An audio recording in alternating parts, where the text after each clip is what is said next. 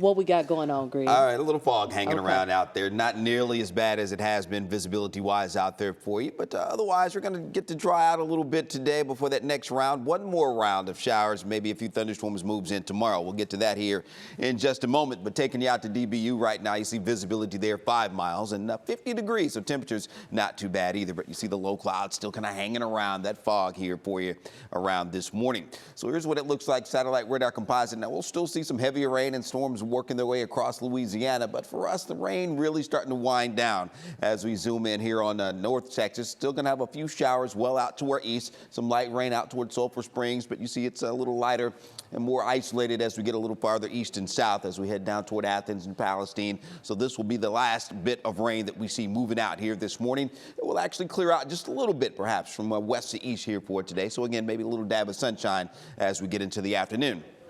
So rain-free today, and we'll start out that way, I think, for the morning commute tomorrow. Then as we go through the day, though, you see around lunchtime, maybe we'll start to see a few showers as we head into Friday around noon. And then as we get into the afternoon and evening especially, here comes the next front, and we'll begin to see some showers and probably some embedded thunderstorms working their way in during the evening. So this is around 10 p.m. tomorrow evening, and then that works its way through just after midnight, heading toward 1 a.m. Showers and a few thunderstorms working their way through North Texas and right through the Metroplex, and then by Saturday morning, all that begins to taper off. We'll have maybe a few leftover showers lingering up along the Red River. Can't rule out 1 or 2 down toward the Metroplex during the early part of Saturday.